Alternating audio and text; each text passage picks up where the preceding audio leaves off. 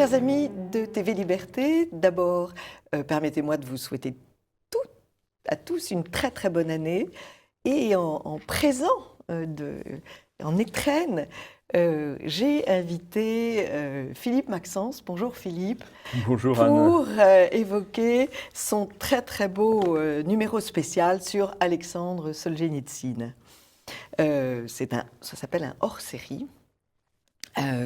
C'est une revue magnifique. C'est une habitude à l'Homme Nouveau. Vous êtes directeur de l'Homme Nouveau, vous êtes écrivain, vous êtes spécialiste de Chesterton. Il y a d'ailleurs, vient de sortir, avant que je n'oublie, chez Via Romana, Les Promenades irlandaises de Chesterton, que vous avez préfacé. Et il y a dedans un petit texte très amusant sur justement la différence entre la charité et le socialisme. Mais on en reparlera. Texte important, effectivement. Texte très important. Et vous publiez avec ce beau journal de l'Homme Nouveau, j'en parle souvent parce que c'est un journal extrêmement nourrissant. Vous publiez des hors-séries consacrés à soit des grands saints. Vous avez évoqué le Padre Pio, vous avez évoqué... Nous avons, dans les derniers hors-série, nous avons traité notamment de Fatima, donc là c'est la Sainte Vierge. La Sainte Vierge, oui. Mais en fait on traite soit des grands événements religieux, soit à travers les saints comme vous l'avez dit, soit des sujets plus culturels, oui. comme là Solzhenitsyn, soit plus historiques, soit... des sujets dits de société, comme on dit maintenant, en fait, des sujets politiques. On a parlé du transhumanisme, voilà. des lois de bioéthique, enfin voilà, un certain nombre de choses comme ça, ou de l'objection de conscience. Oui, un numéro très important sur l'objection de conscience. On fait partie de nos hors-séries. Et j'ai été absolument frappée en parcourant ce très beau numéro, de l'actualité de Solzhenitsyn. Est-ce que ça vous a frappé, vous aussi ? Je dirais que chaque jour, l'actualité de Solzhenitsyn nous frappe. Alors, on ne va pas jouer sur les mots. Il y a eu une actualité Solzhenitsyn tout récemment, fin 2018, parce que c'était le centenaire de sa naissance, oui, et les 10 ans de son décès. Mais ce n'est pas de ça que nous parlons là, vous et moi. Non. C'est qu'effectivement, la situation... dans laquelle nous nous trouvons, la situation politique, la situation économique, institutionnelle, le matraquage auquel nous sommes confrontés, le fait que, je donne un simple exemple pour être assez rapide quand même, les députés français ont été capables de voter une loi sur la fessée. L'État devient l'État nounou qui de plus en plus rentre dans l'intimité, dans notre intimité, en tant que personne, en tant que famille. Ça n'a l'air de rien, parce que la fessée, on va dire... Tout le monde est contre. Tout le monde est contre, ou comme on ne s'en sert pas tous les matins non plus, il ne faut pas exagérer, ça a l'air de rien, mais c'est de plus en plus un État qui veut gérer, diriger, conduire, obliger nos conduites, et c'est exactement... d'une autre manière, mais c'est exactement la chose à laquelle ont été confrontés, pas simplement Solzhenitsyn, des millions de personnes sous un régime oppresseur et dictatorial et totalitaire, et plus exactement, et qui a supprimé, lui, qui est passé par la suppression de millions de gens. Et un gouvernement qui est aujourd'hui capable d'envoyer un ministre signer un pacte dit de Marrakech sans que personne n'ait été au courant et que le peuple n'ait pas été consulté. Oui, si ce n'est pas Moscou dans les meilleures années, en tous les cas, le peuple n'a même pas été informé, ou les représentants du peuple, d'ailleurs on se demande à quoi ils servent, les députés, ce pacte de Marrakech, vous avez raison de le souligner, n'a même pas été présenté à l'Assemblée nationale. Alors, beaucoup d'articles extrêmement intéressants, brillants, un très beau portrait de la femme de Solzhenitsyn, Natalia, mais nous allons nous concentrer sur deux articles principaux. Le vôtre, sur ce texte « Comment réaménager notre Russie ». que je ne connaissais pas bien, et pas du tout même, très honnêtement. Et un autre texte très, très, très intéressant aussi de Dominique Antoine, qui s'appelle « Ne pas vivre dans le mensonge ».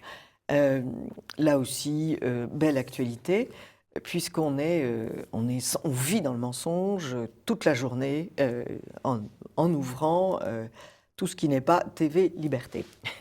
Et l'homme nouveau, si vous permettez. Et l'homme nouveau. Oui, mais j'ai déjà fait la campagne de pub pour l'homme nouveau. Vous Voilà, permettez mais que je rajoute TV bien sûr. Liberté. Merci à TV Liberté d'ailleurs de nous donner cette occasion. Et puis on va ajouter Radio Courtoisie, parce que c'est là que vous êtes venu en premier. Et c'est là que nous avons connu...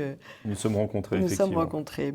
Même si je vous connaissais avant, finalement. Même si vous me connaissez Par les avant, livres. par les Notre livres, grand absolument. lien.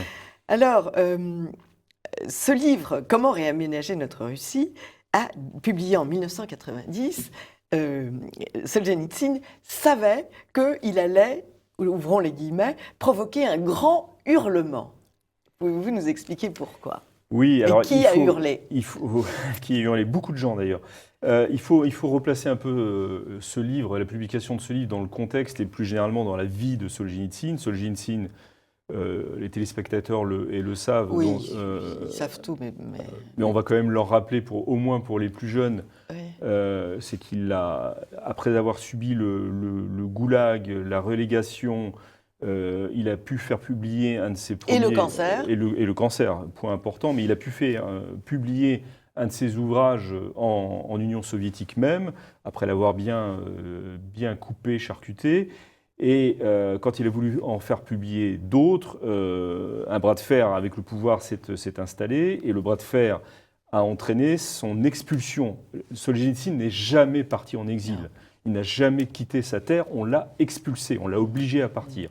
Il est allé, après un passage en Europe, il s'est installé dans le Vermont aux États-Unis, région qui se rapprochait le plus possible de la sienne, et dans lequel il avait un calme suffisant pour faire ce grand travail historique dans lequel il s'était lancé avec le cycle de la Roue Rouge.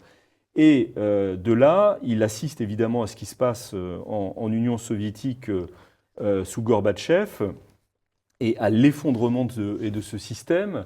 Et il savait effectivement, depuis qu'il était parti, depuis 1974, au moment de son exil, il savait qu'il reviendrait vivant dans son pays. Et pour préparer son retour, mais surtout pour donner le fruit de sa réflexion politique et philosophique, il prépare un petit texte qui va s'appeler « Comment réaménager notre Russie », qui sera publié d'abord en Russie même, dans deux publications. C'est un texte en français, c'est 90 pages. Hein. C'est très court, c'est très facile à lire, et où il part de la situation concrète dans laquelle se trouve la Russie, et où il donne des indications pour retrouver une vie sociale et politique la plus normale possible après avoir vécu 70 ans de communisme. Mais ce texte, qui concerne d'abord les Russes, évidemment, dans une situation précise, celle des années 90, contient des leçons qui sont profitables à tout le monde et qui nous sont encore plus profitables aujourd'hui puisque nous sommes enserrés dans un système qui est de plus en plus totalitaire, comme j'ai essayé de le montrer, et notamment nous sommes aussi enserrés dans le carcan des institutions européennes qui pèsent d'un poids sur nous. Alors évidemment, on va me rétorquer qu'on ne va pas m'arrêter à la sortie de ce studio et que nous avons encore cet espace de liberté et que je ne vais pas aller en prison, je ne vais pas aller au goulag et on va pas m'empêcher de vivre. Il y a d'autres moyens aujourd'hui plus insidieux et beaucoup plus forts. En tous les cas, ce livre, Comment réaménager notre Russie, quand je l'ai découvert et j'étais assez jeune à l'époque, j'ai pu le lire et j'étais ébloui par les leçons qu'il comportait déjà pour nous. Et en voyant le lien qu'on pouvait, vous avez cité tout à l'heure Chesterton, pour moi il y avait un lien direct avec Chesterton, il y avait un lien direct avec la pensée contre-révolutionnaire française telle qu'elle a été illustrée par un certain nombre de grands esprits. Et de grands esprits. En fait, je lisais un Russe qui se réclamait de toute la Russie, enfin de tout son... Terriblement russe. Voilà, terriblement russe de tous ses ports, et j'étais quand même chez moi. Mais ça, c'est le propre des grands esprits, puisqu'ils sont universels. Un grand esprit est toujours universel, ce qui fait tomber toutes ces réflexions stupides, ces accusations de nationalisme, de russophilie, de Russie contre Occident. C'est d'une bêtise absolue. Un grand esprit, les propos d'un grand esprit sont universels. Je voulais faire une petite parenthèse à propos de l'Europe. Il est quand même flagrant de voir que les pays qui réagissent le plus contre l'Europe, ce sont les pays qui ont été communistes. Ils ont subi l'occupation communiste, la terreur communiste, les réglementations communistes. Ils n'ont pas l'intention de tomber sous le joug d'autres fonctionnaires. Et ce qui m'étonne, c'est qu'ils n'ont pas compris là-haut. Et je n'arrive pas à comprendre. Ils n'ont jamais lu aucun livre sur la Russie soviétique. Ils peuvent avoir lu tous les livres que vous voulez, c'est l'enfermement idéologique. C'est l'enfermement idéologique, ok. Quand vous êtes enfermé, vous ne pouvez plus saisir le réel. Alors, pourquoi est-ce que donc, ce livre a provoqué un grand hurlement, Philippe Maxence? Alors, il a provoqué un grand hurlement, à la fois chez les... je vais donner des classifications, elles sont toujours un peu bâtardes, mais à la fois chez les libéraux et à la fois chez les socialistes. C'est-à-dire que les socialistes, évidemment, voyaient une critique directe du système communiste et ne pouvaient pas l'accepter. Chez les autres, et notamment chez un des grands soutiens au départ de Solzhenitsyn, qui a été en France Bernard-Henri Lévy, Bernard-Henri Lévy s'apercevait tout d'un coup, là aussi il l'avait mal lu, que Solzhenitsyn ne correspondait pas à l'homme qu'il avait construit. Il s'était fait une construction, comme il fait toujours d'ailleurs, une construction de Solzhenitsyn, et que en fait Solzhenitsyn était attaché à son pays par tous ses ports, et que sa critique, Solzhenitsyn voyait très bien que le système libéral et le système communiste puisaient aux mêmes sources. Et que de ce fait, pour sauver la Russie, pour la réaménager, pour la reconstruire, pour la rebâtir, pour lui redonner vie, lui donner cette renaissance nécessaire, il ne fallait pas imiter ce qu'il y avait de pire dans l'Occident, à la fois, c'est-à-dire ce système libéral où tout est mis sur le même plan, sauf l'argent, et les oligarchies financières et démocratiques qui en vivent. Et la critique radicale du siècle des Lumières. Il écrit, c'est du siècle des Lumières que partent les racines communes du libéralisme, du socialisme et du communisme. Là, vous citez effectivement un texte qui me paraît fondamental, qui est Honneur à la France, qui a été prononcé, alors qui ne se trouve pas dans Comment réaménager notre Russie, mais qui est dans votre article. Mais qui est dans mon article, effectivement, mais surtout qui a été prononcé à l'ambassade de France à Moscou, à la fin de la vie de Solzhenitsyn. Clin d'œil très fort. Il faut quand même être gonflé. Tout à fait dans son genre. Il est dans l'ambassade de la République française. Et il balance. Et il détruit les fondements de la République française. Je veux dire, il est d'une insolence. Non, il est d'une liberté. D'une grande liberté. Totale, oui. Et de ce fait, pour lui, du moment que c'est vrai et que c'est la vérité, il faut le dire. Et quelles que soient les conséquences, et ça fait partie de son grand message, on en parlera certainement dans un instant. Non, on va en parler tout de suite. Parce que c'est... On va faire une grande parenthèse. Oui, le mensonge ne doit pas passer par chacun de nous. C'est la grande leçon de Solzhenitsyn. S'il y a un texte de Solzhenitsyn qu'il faut lire absolument, c'est ce discours de 1974, au moment où il est expulsé, où pour les soviétiques, pour des gens qui peuvent être emprisonnés, envoyés au goulag, arrêtés de toute façon et torturés, il leur dit « Nous avons un moyen très simple de contester ce régime, nous avons un moyen très simple de réagir, sauf qu'il faut en accepter les conséquences. Mais c'est pareil pour nous aujourd'hui. Il faut en accepter les conséquences. Les conséquences, ça sera au niveau de l'emploi, ça sera au niveau de l'alimentation, de l'école des enfants, de votre profession, etc. Mais refusez simplement de dire une chose auquel vous n'adhérez pas, pour laquelle vous ne croyez pas que c'est la vérité. Refusez radicalement. Et petit à petit, de refus en refus, vous-même vous tracerez un sillon et tout un ensemble de personnes faisant la même chose, cette attitude morale créera au moins un espace de liberté qui sera plus propice à l'émergence d'une solution politique. Et ça va très loin puisque il y a un des personnages d'une des nouvelles ou d'un des récits qui refuse d'aller voter. Oui. Pourquoi? Parce qu'il n'y a qu'un candidat. Et bien sûr, nous sommes quand même... Et ça ressemble à d'autres situations Je vois pas lesquelles. actuelles. On nous fourre des élections, mais il n'y a toujours qu'un seul candidat pour lequel on doit pouvoir voter. Pour lequel on doit voter, On pas pouvoir, on doit voter. voter. C'est une obligation morale, Absolument. avec une puissance très forte de la part des médias. Mais il y a un autre exemple qui est Solzhenitsyn lui-même, parce que ce qu'il dit, il l'a fait avant de le dire, avant de l'écrire, avant d'inviter les autres à le faire. Si vous me permettez juste 2 secondes pour illustrer mon propos. Solzhenitsyn était un mathématicien à l'origine, même un très grand mathématicien, c'est un scientifique, et après avoir été arrêté en 1945, envoyé au Goulag, c'est-à-dire dans les camps de travail soviétiques, il en est sorti pour être mis dans un camp de luxe, entre guillemets, où il n'y a que des scientifiques qui travaillent pour le régime, enfin qu'on oblige à travailler pour le régime. Et à un moment, le régime demande à quelques ingénieurs, et dont Solzhenitsyn, de mettre au point un appareil pour détecter la voix, pour qu'on puisse reconnaître sur enregistrement à qui appartient la voix enregistrée. Et à partir de ce moment-là, recherche typique des pays totalitaires. Recherche typique des pays totalitaires, les écoutes. On a aussi une grande pratique en France. Les écoutes, ouais. Solzhenitsyn refuse, parce qu'il refuse de collaborer à un acte mauvais, tout simplement. Et donc, il sait la conséquence. La conséquence, c'est le retour dans le camp de travail. C'est le retour direct vers l'enfer. Ça, c'est une illustration de cette exigence morale qu'il nous a donnée comme modèle sur que le mensonge ne passe pas par nous. Alors, donc, critique radicale de nos célèbres lumières qui visiblement ne sont pas à tous les étages, comme j'ai l'habitude de dire.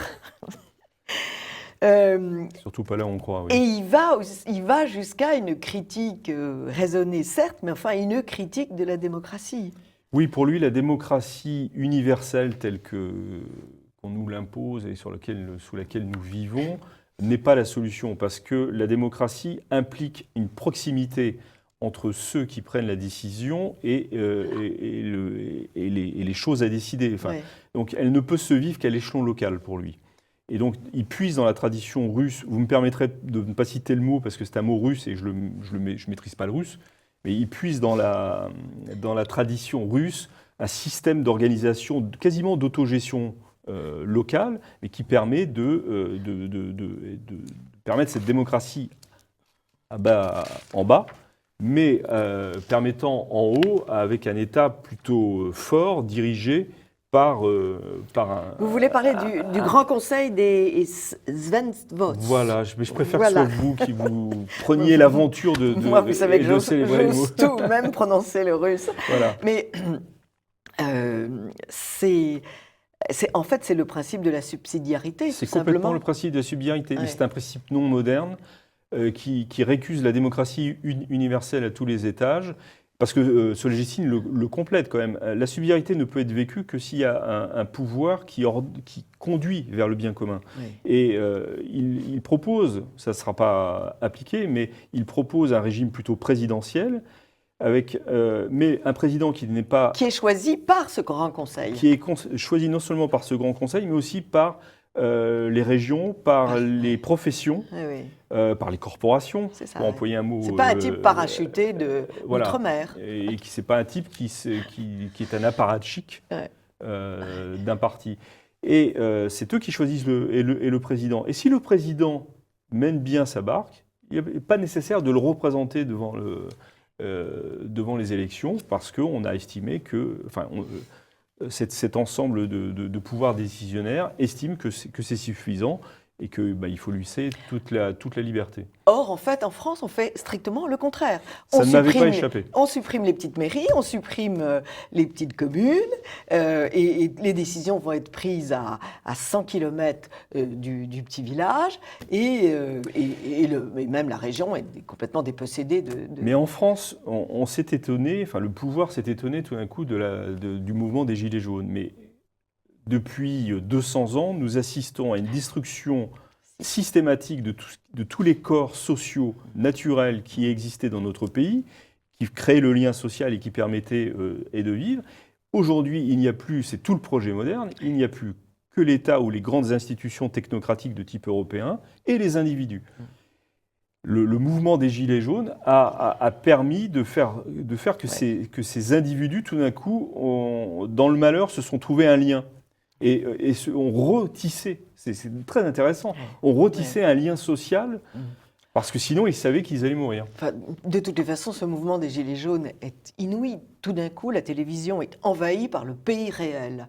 Des gars de chez nous et qui parlent avec un accent, avec l'accent du Nord, l'accent de l'Est, de l'Ouest, du Sud. Tout d'un coup, on se dit, mais il existe encore ce pays réel ? C'est la grande surprise. On est en plein Maurras, là. C'est la grande surprise. C'est la grande surprise. Et je dois vous dire que ça provoque un bonheur devant l'écran, quand on y est, inouï. Alors, notre Alexandre, grand Alexandre, est carrément pour un mélange des trois types de régimes, monarchie, aristocratie et démocratie. Oui, mais ce en quoi il n'est pas tout à fait original. Et d'ailleurs, il le dit lui-même. Non, il puise chez...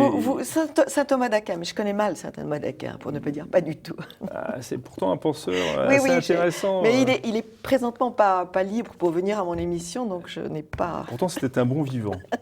Ah bon ? Il avait une surface assez chestertonienne. Ah oui ?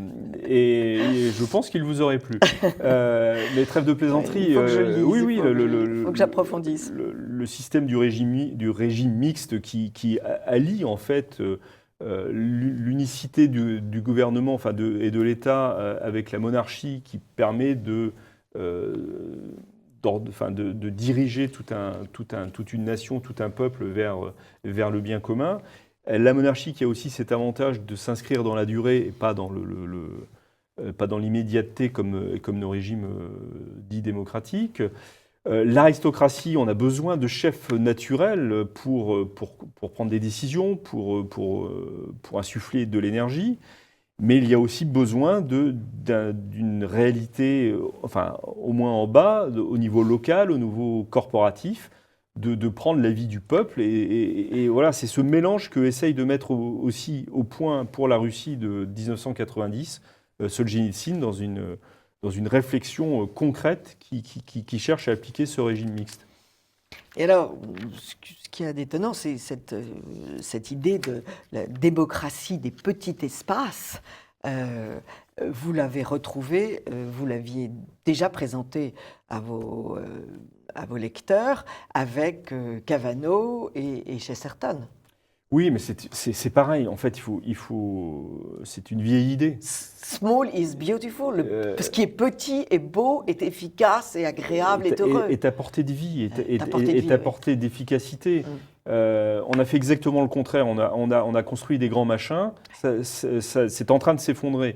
L'Union soviétique était un immense machin. Ça s'est effondré. Plus justement par l'incapacité à permettre de vivre et à faire vivre que par une guerre. Mais ça s'est effondré. Bon, les causes sont variées, évidemment. Et la démocratie des petits espaces, c'est cette possibilité de prendre des décisions là où nous sommes concernés, là où nous avons les compétences, là où nous avons les responsabilités. Avoir les responsabilités, c'est répondre de ses actes.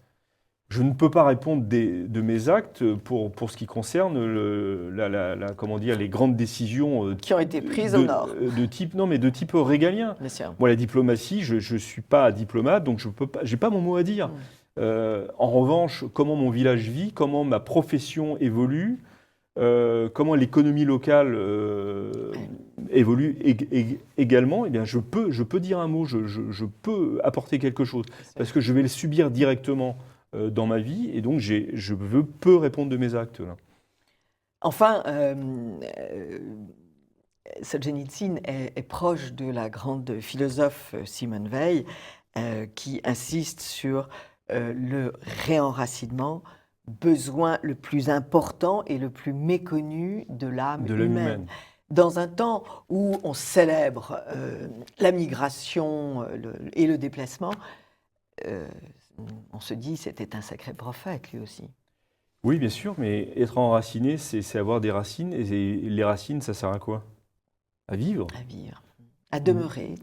À vivre et à demeurer et à croître.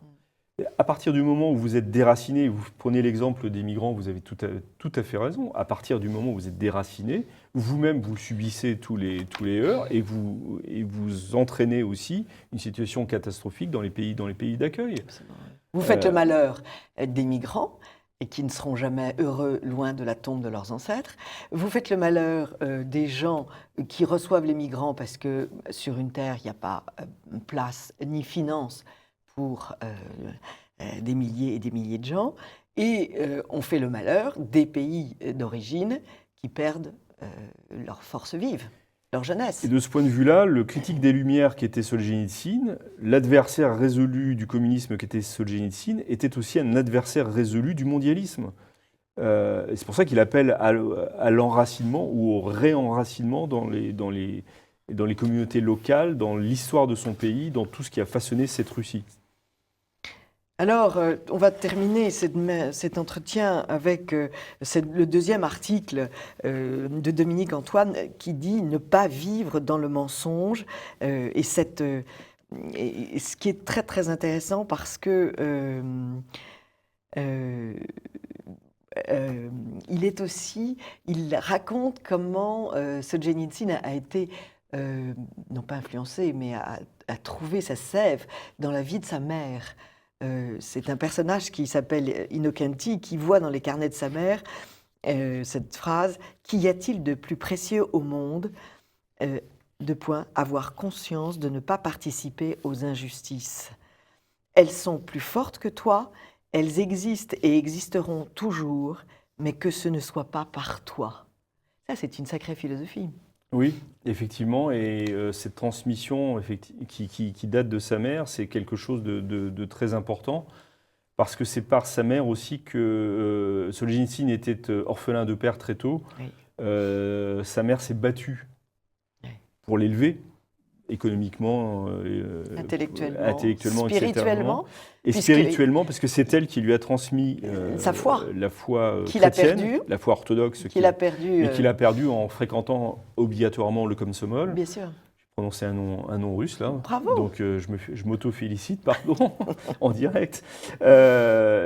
Et d'ailleurs c'est par les camps. C'est par ce retour terrible au réel. C'est l'épreuve de la souffrance. L'épreuve terrible qu'on souhaite évidemment à personne, qu'il a retrouvé le sens de la foi, qu'il a retrouvé la foi plus exactement, et qu'il a retrouvé ce sens moral aussi très important, ou qui fait que cette exigence morale, qui fait que en nous il y a une frontière, enfin la frontière du bien et du mal nous traverse tous, et donc il faut sans cesse choisir le camp du bien. C'est un effort constant, c'est pour ça que je parle de morale, c'est une affaire de volonté. L'intelligence voit le bien vers lequel il faut aller, mais il faut cette volonté. Et c'est un effort de volonté constante pour choisir le camp du bien et que le mal ne passe pas en nous. Et c'est le premier pas de la résistance, en fait.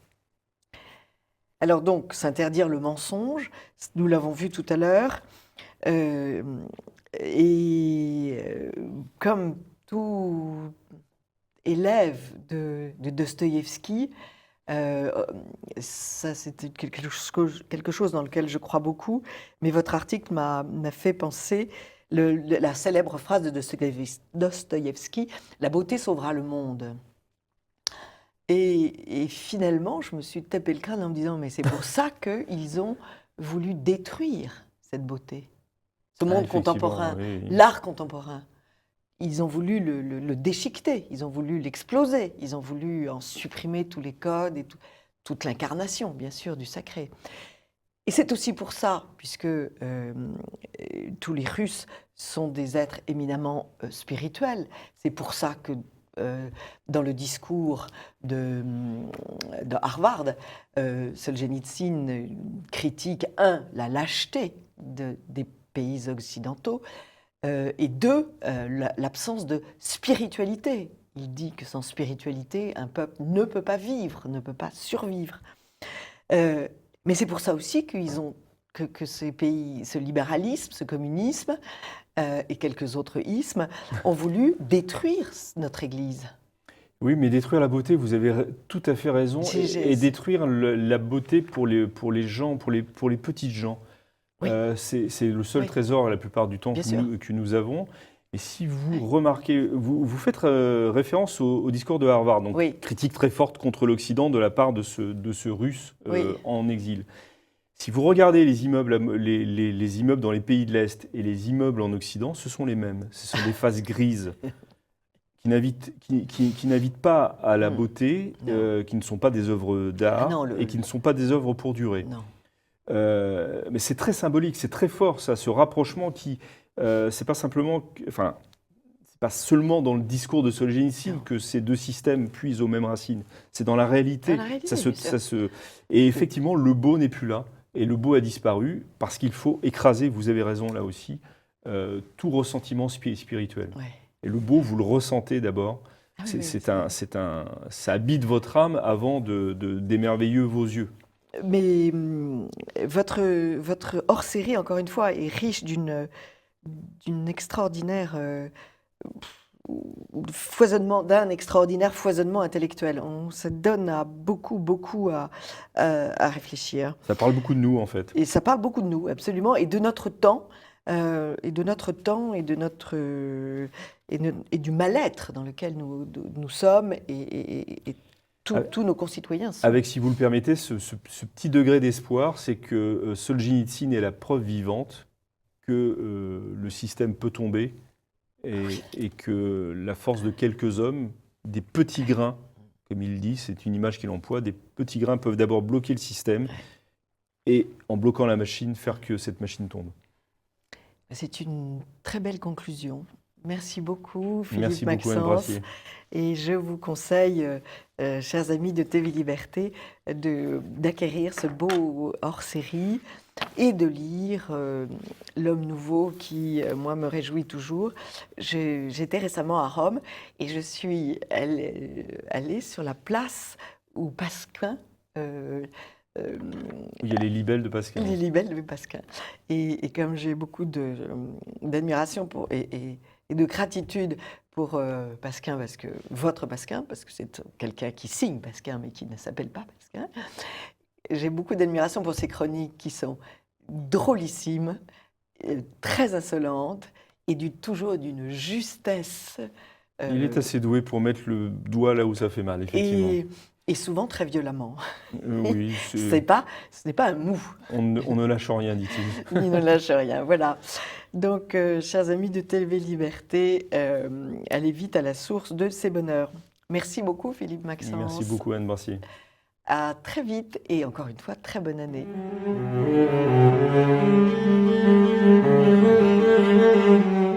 Chers amis de TV Liberté, bonjour. Pour cette séance patrimoine, nous avons deux invités qui illustrent parfaitement cette chronique.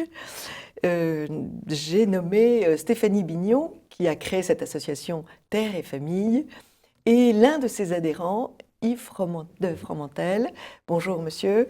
Je ne dis pas bonjour à Stéphanie parce que je l'ai transportée dans ma voiture. Qui illustre aussi parfaitement cette activité de Terre et Famille par son exemple.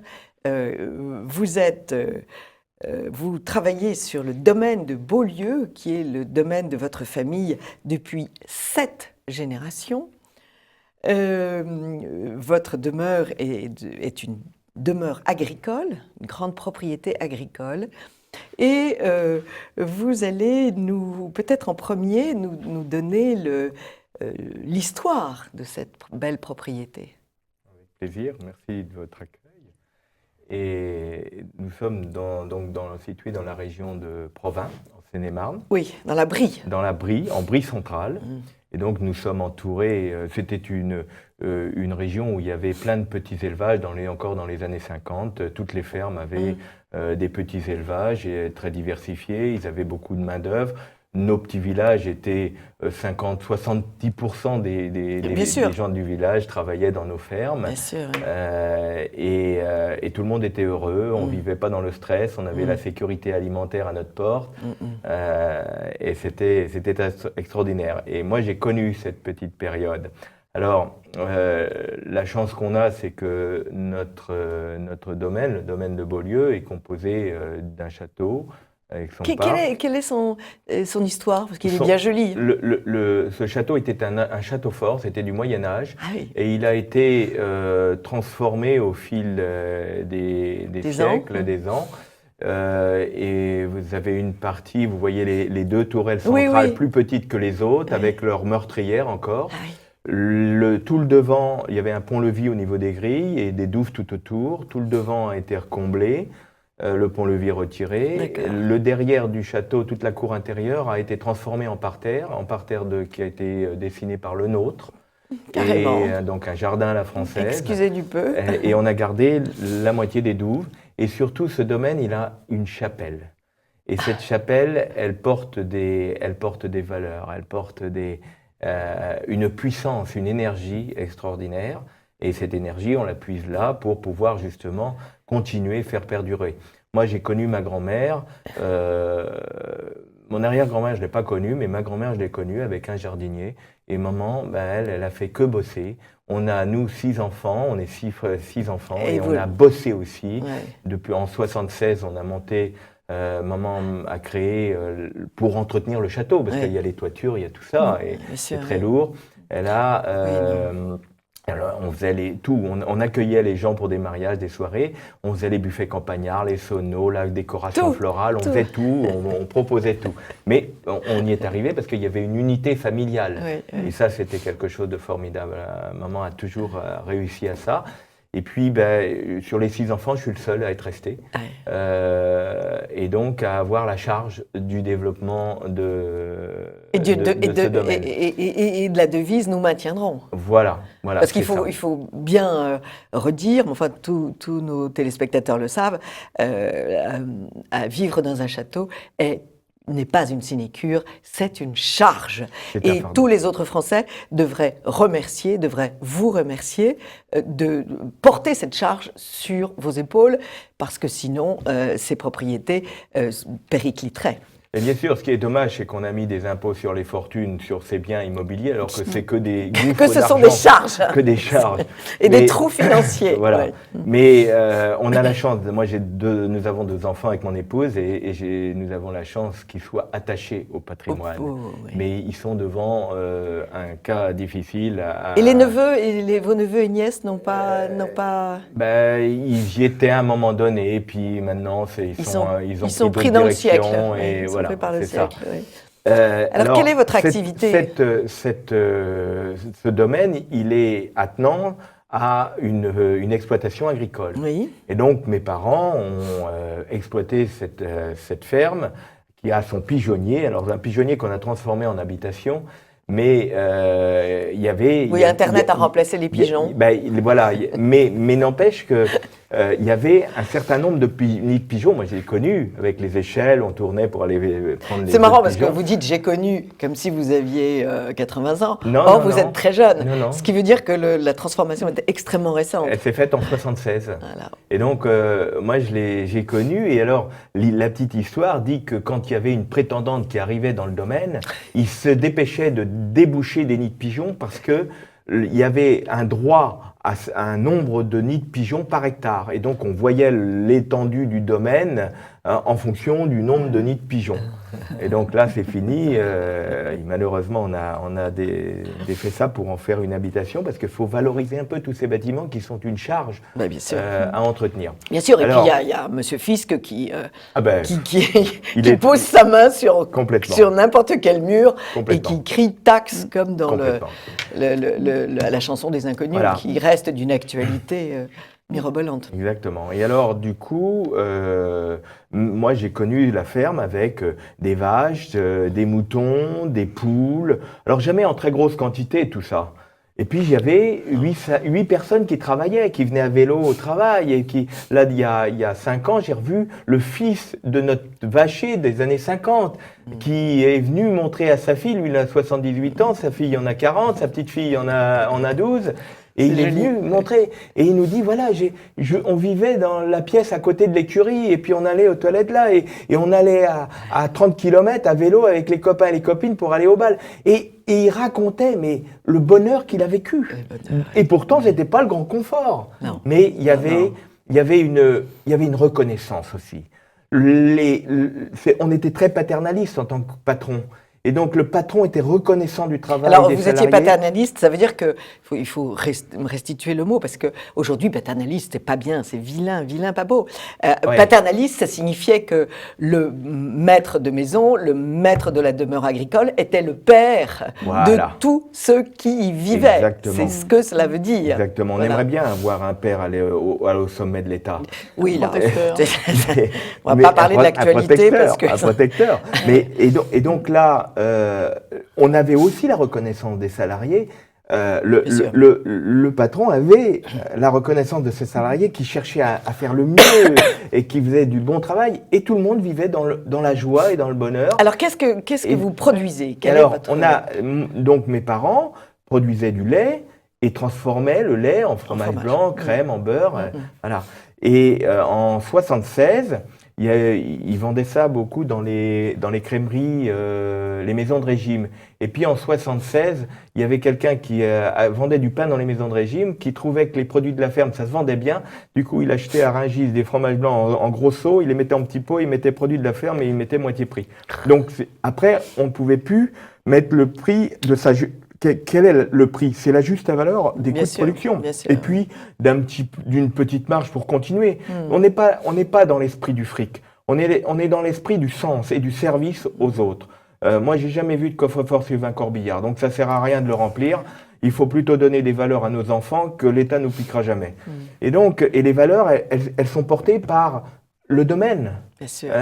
Qui nous a transmis les valeurs de nos grands-parents, de nos parents, etc. Pourquoi ils gardaient ça? C'était pour aussi accueillir, pour donner du travail aux autres, pour transmettre toutes ces valeurs dont on a besoin pour vivre. Et alors, Stéphanie, ne vous gênez pas pour poser vos questions? Non, mais je crois que ce serait intéressant d'expliquer tout ce que vous proposez, tous sont vos projets actuels et futurs, en fait. Alors, on a mon papa avait déjà commencé à développer, il avait voyez, pour accueillir. Vous n'êtes pas du tout du siècle. Vous parlez de votre mère et vous parlez de votre père. Ça, c'est le signe. C'est le signe d'une inadaptation absolument radicale à notre temps. Alors, je suis un peu d'accord avec vous. Je suis obligée de vous le souligner. C'est une plaisanterie, n'est-ce pas? Non, mais je souligne que si on parle de ses parents, voilà. Mais en fait, ils ont commencé à développer vers le tourisme pour pouvoir accueillir. Donc, ils ont transformé une prairie en un plan d'eau. Ils y ont monté un petit camping pour pouvoir accueillir du monde. On a un corps de ferme au milieu des champs. Il l'a transformé en gîte. Nous, avec mon épouse en 93, on l'avait transformé en auberge paysanne. Et qu'on a arrêté en 2000 parce qu'on était trop loin des villes. Donc on le loue comme en salle, en gîte, etc. Vous êtes chez vous, vous avez le confort avec le matériel de cuisine si vous voulez faire la cuisine chez vous. Vous avez aussi des mariages. Et donc il y a des petits mariages qui se font. Et puis au château, on continue l'activité. Si vous voulez vous marier ou faire un séminaire, on voudrait développer beaucoup plus encore les activités. Sauf que là, avec les normes, on serait obligé de faire de gros travaux. Dans les communs qui sont aujourd'hui impossibles à assumer nous-mêmes, sachant que les banques ne suivent pas du tout, toutes les portes des banques sont fermées. Et donc ils ont continué. Mais par contre, il avait développé l'agriculture, lui il a donné beaucoup de son temps, papa. Il était dans plein d'associations, il a été maire de son village pendant plus de 50 ans. Et il a protégé son village, il a protégé tout le monde. Il n'a pas voulu le laisser grossir et voir des urbains arriver à toute vitesse. Il a voulu prendre petit à petit, accepter des gens petit à petit pour qu'ils s'insèrent dans notre village et qu'ils apprennent à vivre le monde rural. Parce que moi, ma génération, elle a vu le boulot partir. Il n'y avait plus de travail dans nos campagnes. L'artisanat a disparu, la paysannerie a disparu. Aujourd'hui, Mes voisins, ils ont 500-600 hectares. Et puis, ils ont une personne. Nous, on a 170 hectares, on a 9 personnes qui travaillent chez nous. C'est ça la difficulté. Bien sûr, non, mais les terres faisaient vivre, en effet, vous l'avez dit. Exactement. Oui. Et donc, tous ces jeunes qui n'acceptaient pas de vivre loin de leur boulot, ils sont partis en ville, près de leur boulot. Alors ça, c'est... Et ils n'ont pas... aujourd'hui, ils reviennent. Au bout de 2 générations, ils reviennent. Mais ils ont perdu. La génération qui revient, elle n'a pas été élevée à la campagne, donc elle a été perdue. Ils ont joué au ballon en bas de l'immeuble, mais jouer au ballon sur la place du village, c'était complètement différent. Mais Stéphanie, c'est ce que vous n'arrêtez pas de dire à temps et à contre-temps, c'est que tout ça a été voulu. Il fallait éliminer la paysannerie, comme elle a été éliminée en Russie en 17. Parce que vous êtes des gens libres, vous êtes des gens autonomes, il fallait vider les campagnes. C'est ça. Mais alors, justement, racontez votre approche de l'agriculture, de l'élevage, qui fait aussi le cœur de vos journées et que vous allez d'ailleurs de la production des fourrages jusqu'à la livraison à domicile. Tout à fait. Parce que ce qui s'est passé, c'était que mon père était parti dans le sens de l'agriculture industrielle, où on a commencé à acheter du matériel. Avec quoi? Avec des emprunts à la banque. Donc on s'est ficelé, on était bâillonnés et ligotés. Et là, on part dans la course aux économies d'échelle. Par quoi? Par le volume, par toujours la taille, plus grand, plus de volume, plus de rendement. Donc, qu'est-ce qu'on nous a dit? Mettez de l'engrais chimique, plus de rendement, moins de main-d'œuvre pour faire des économies d'échelle parce que la main-d'œuvre est taxée. Donc, on supprime tout ce qui demande de la main-d'œuvre. Donc, l'élevage, on mécanise pas assez, donc hop, on vire l'élevage. Et puis, on prend des gros tracteurs. Et puis on va acheter le voisin. Les primes PAC, ça a servi à continuer à permettre aux gros de continuer à grossir, à avaler les petits. Et on arrache les haies, il n'y a plus de paysage. Et on va à l'envers de tout ce que on nous dit, il faut faire de l'environnement, il faut faire du paysage. Bon, et donc mon père s'est laissé piéger un peu dans ce sens-là. Il a été plus modérément et surtout il a gardé les vaches quand même. Et donc, moi, j'ai travaillé toujours toute ma jeunesse. J'allais pas en vacances, j'aimais ramasser les ballots de paille à l'été avec les salariés. Il y avait une super ambiance. Ça vaut tous les clubs maîtres du monde, ça, je vous confirme. Et puis, quand il y avait des petites fêtes au village où il fallait faire des concours, du ballot de paille et tout ça, on était dans les premiers. Pourtant, on n'était pas vieux, mais parce qu'on s'était fait physiquement, on s'était musclé. Mais on était heureux parce qu'on avait de la vie autour de nous. Et il y avait une sécurité aussi parce qu'on ne travaillait pas tout seul. Si on pouvait tomber malade, il y en avait d'autres qui étaient là pour faire aussi le travail. Et c'est cette ambiance-là que c'est une organisation extraordinaire. Et moi, par contre, je n'ai pas connu cette époque où il y avait 4 générations dans la ferme et chaque génération avait son rôle. Ça, je ne l'ai pas connu. Mais j'ai connu avec beaucoup de salariés. Et donc, j'ai décidé de continuer. Je me suis installé en 1993 et j'ai décidé de continuer l'élevage et de développer ce projet où il y a un cercle vertueux. C'est-à-dire que les animaux nourrissent le sol nourrit les plantes et les plantes nourrissent les animaux. C'est quelque chose de très important. Et pourquoi? Parce que il faut savoir que les animaux, les herbivores entre autres, ils ont des bactéries pour digérer dans leur humaine. Et ces bactéries, elles sont par milliers d'espèces différentes. Et chaque espèce a une fonction particulière de transformer un élément minéral du sol en élément organique. Et l'élément organique est soluble, assimilable par la plante. Donc avant, vous aviez des vergers. Tous les vergers étaient pâturés par ces animaux-là. Et donc vous aviez le pommier qui prenait par ses racines, il avait à sa disposition du bord, du cuir, du cuivre. Il dit tiens, j'ai besoin d'un peu de ça, un peu de ça. Il faisait sa popote et il se nourrissait. Et quand la pomme était bien mûre, elle tombait tout naturellement.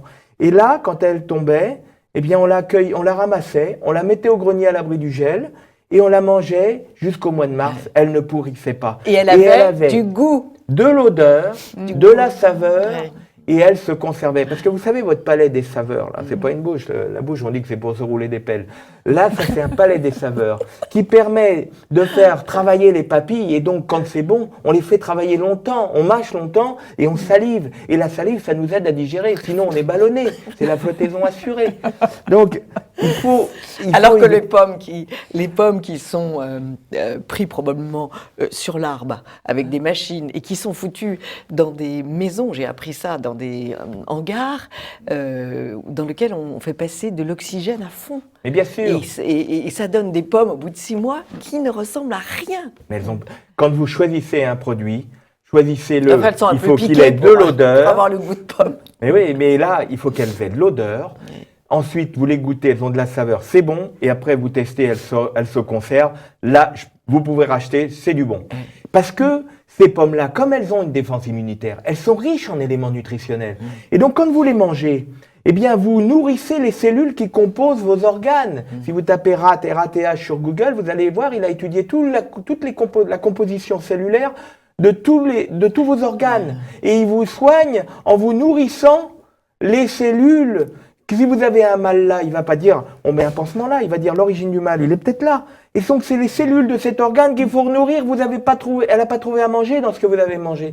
C'est Socrate qui disait que ton aliment soit ton médicament. Et Jean Rostand, il a écrit, il a dit il vaut mieux un bon menu qu'une ordonnance. Et je suis d'accord avec lui.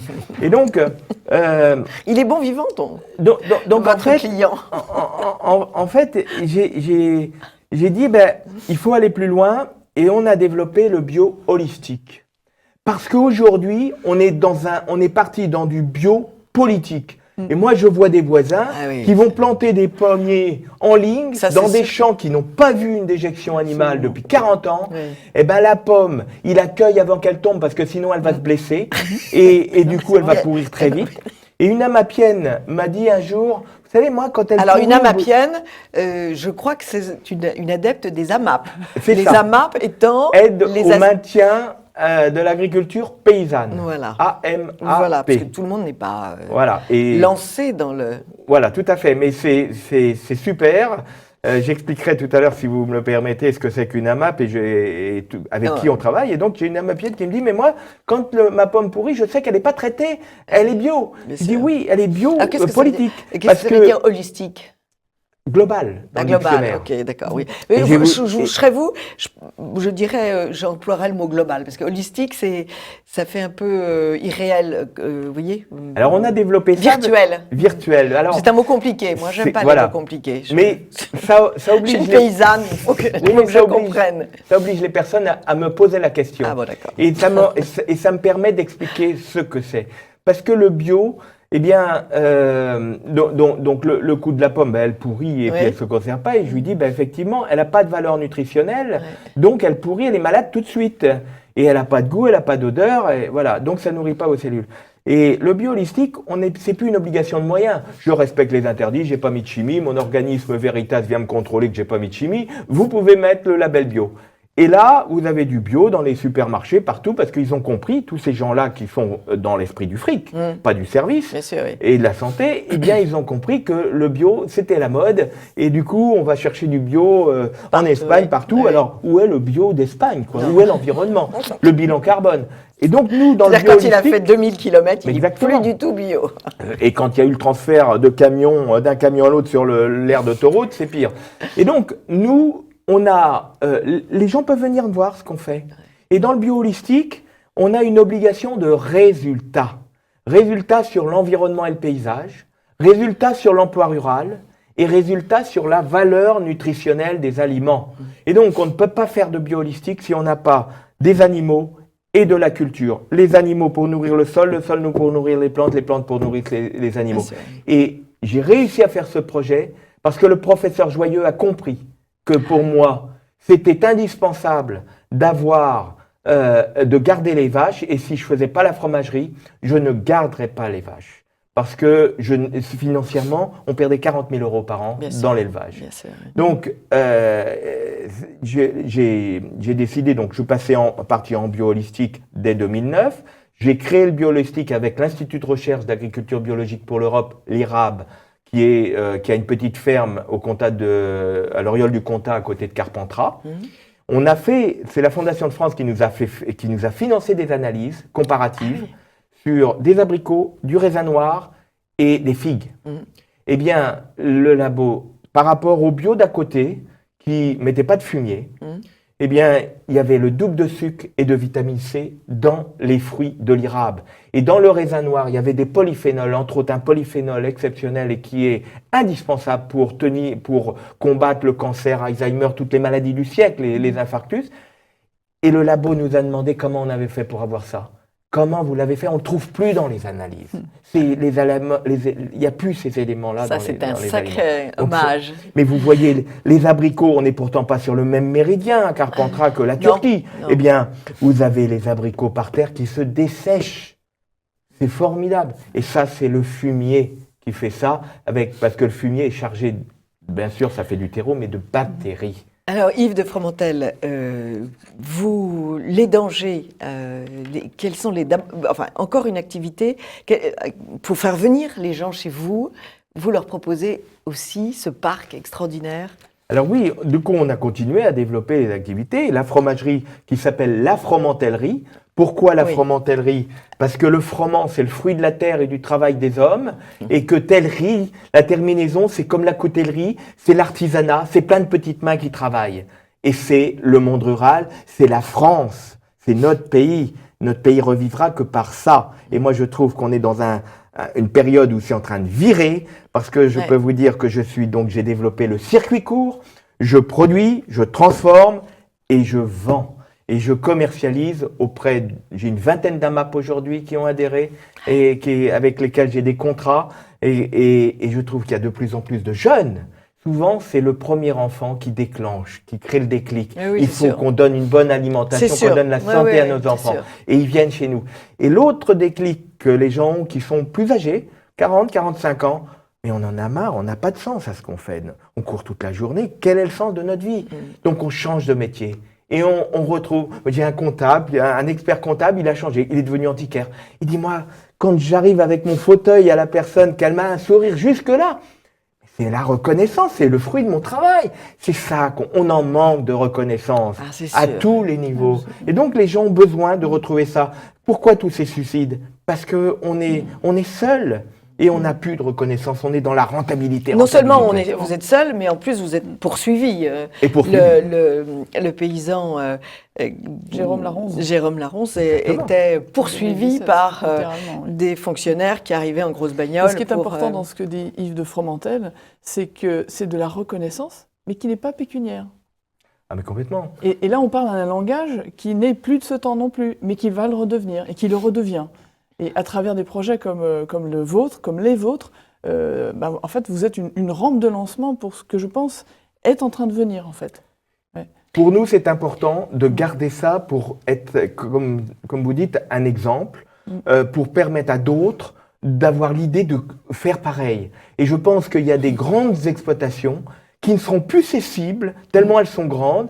Alors ils vont se regrouper, 2, 3 enfants ensemble, font des GAEC, des ERL, des tas de structures. Vous disiez la grande angoisse, c'est la séparation, la division du patrimoine et cette loi extrêmement dangereuse que Jean de La Varande avait déjà stigmatisée dès qu'elle est arrivée.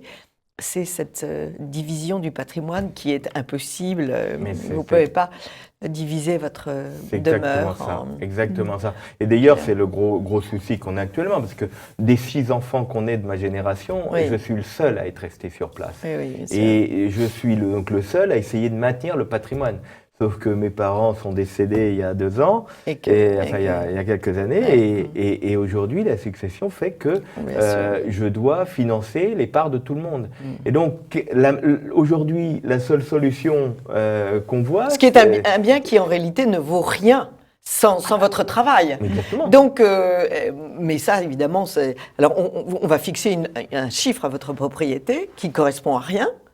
Exactement. Et il va falloir le diviser en 6. Exactement. Mais il y a quand même pour le fisc eu une évaluation de la valeur fiscale pour la succession. Bien sûr. Et donc c'est cette valeur-là que nous devons trouver pour pouvoir donner... Oui, puis ils sont très doués pour faire des évaluations très, très, très belles et ronflantes. Voilà.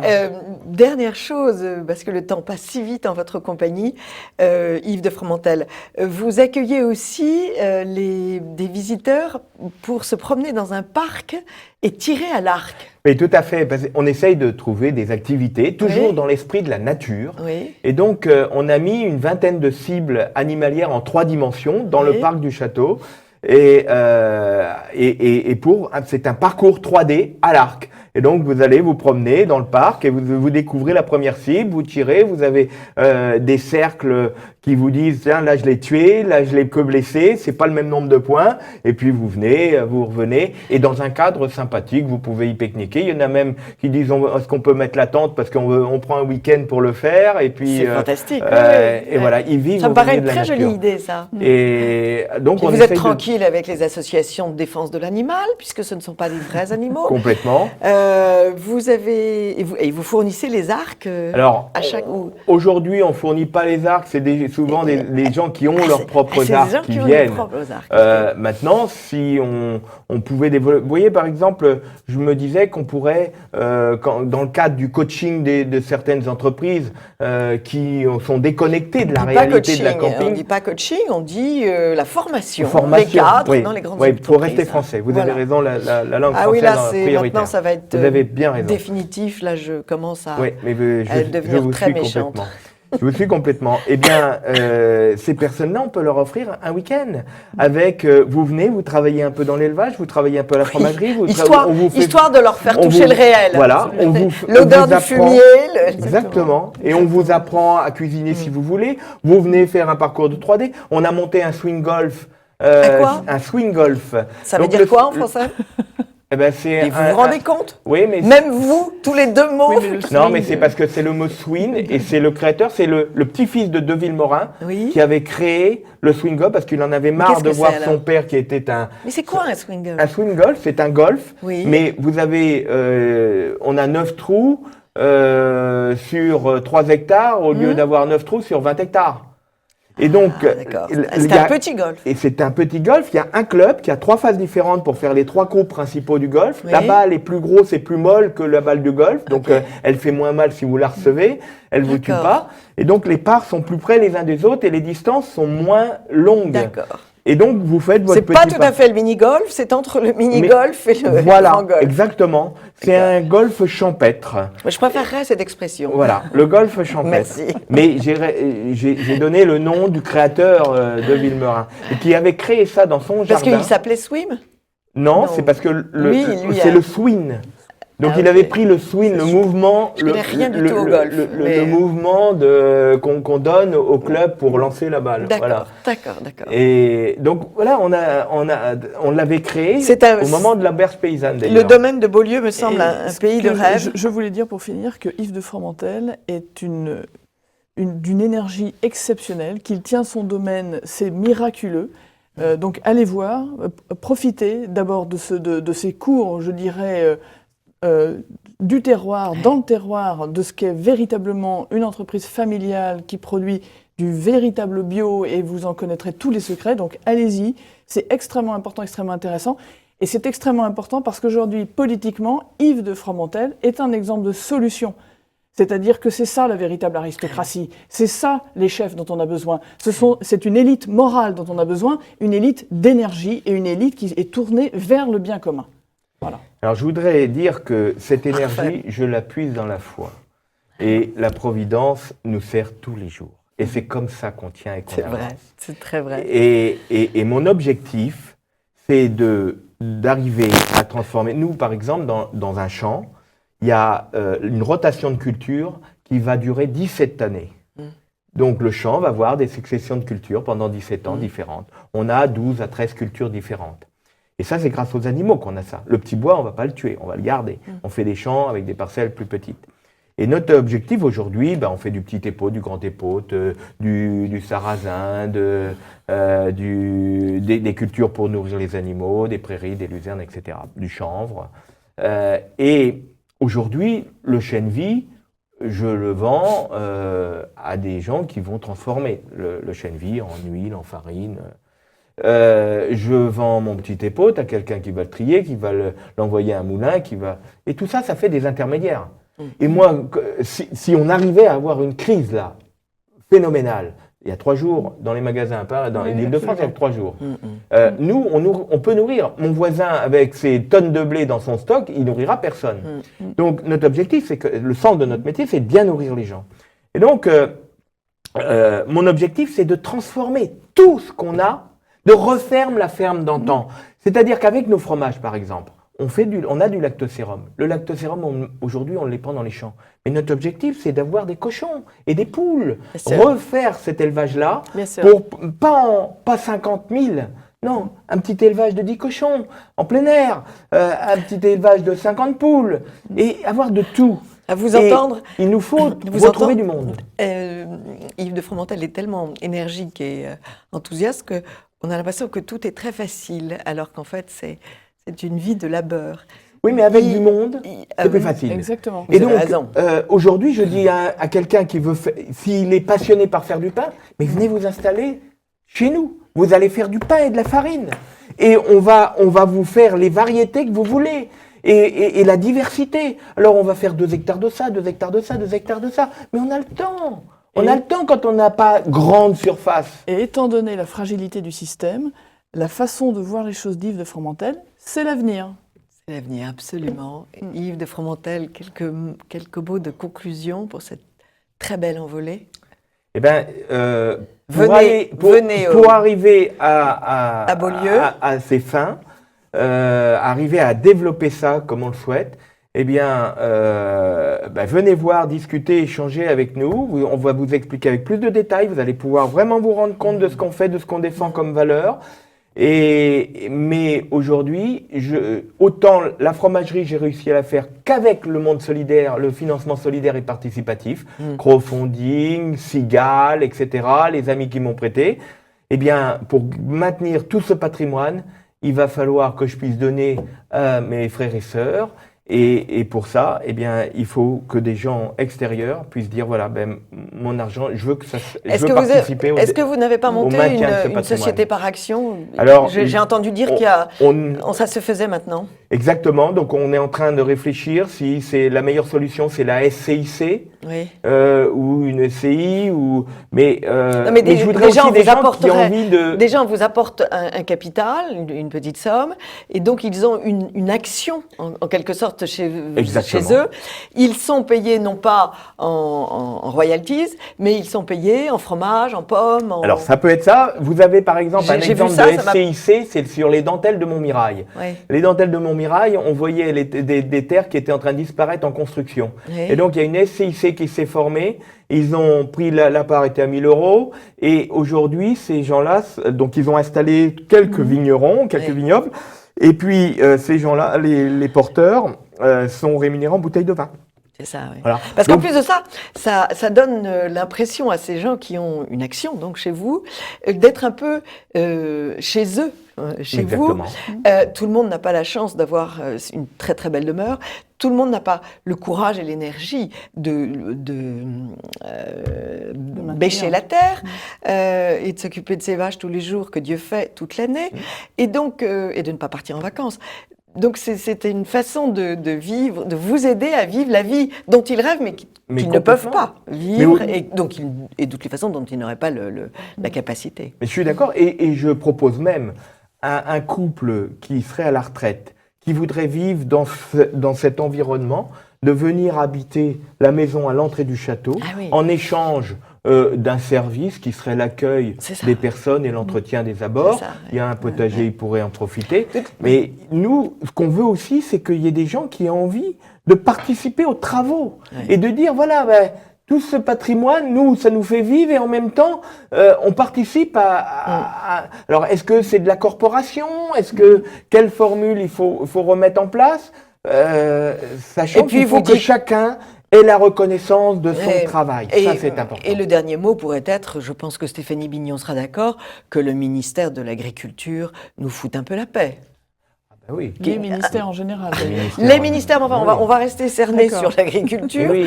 que le ministère de l'Agriculture vous envoie un petit peu moins d'inspecteurs, élimine un grand nombre de fonctionnaires dans son ministère pour vous permettre de vivre. Alors je suis d'accord, ce qu'il y a, c'est que le ministère, il est pieds et mains liés par les directives de l'Europe, avec les subventions, et nous, on est complètement ligotés avec les subventions. Mais les normes, par exemple, les normes, avant, il y avait 10 vaches, 3 poules, on ne polluait pas. Et aujourd'hui, on a fait des concentrations d'étapes de 1000 vaches, de 500 vaches, etc. Donc cette concentration, les porcs en Bretagne, vous arrivez sur l'autoroute, à un moment donné, ça pue, quoi. Et là, c'est la pollution. C'est la pollution en odeur, mais c'est la pollution Des sols et des des sols rivières. et des rivières, parce que c'est très lessivable. Des sols Alors que et des quand rivières. vous faites du fumier, quand vous n'avez pas des gros élevages, vous avez de la paille. Les cultures vous permettent de vous donner assez de paille pour votre litière. Donc, vous allez mettre une litière. Donc, c'est pas lessivable. Et c'est pour ça qu'il faut avoir de tout et faut avoir un cercle vertueux. Je connais un livre qui m'a beaucoup passionné, qui s'appelait Small is Beautiful. C'est anglais. C'est un livre qui a été publié par les éditions de l'Homme Nouveau et qui explique combien les demeures, les propriétés agricoles, petites ou moyennes, sont l'avenir. Merci beaucoup Yves de Fromentel. Nous avons hâte d'aller dans votre brie au domaine de Beaulieu pour visiter la fromentellerie. Vous tapez sur Internet, chers amis de TV Liberté, et vous avez toutes les informations, toutes les propositions. Merci beaucoup. De toute façon, il y a un petit film sur YouTube à la fromentellerie. Tu tapes la fromentellerie, il y a un petit film. Il y a 2 petits films. Vous avez pensé à tout.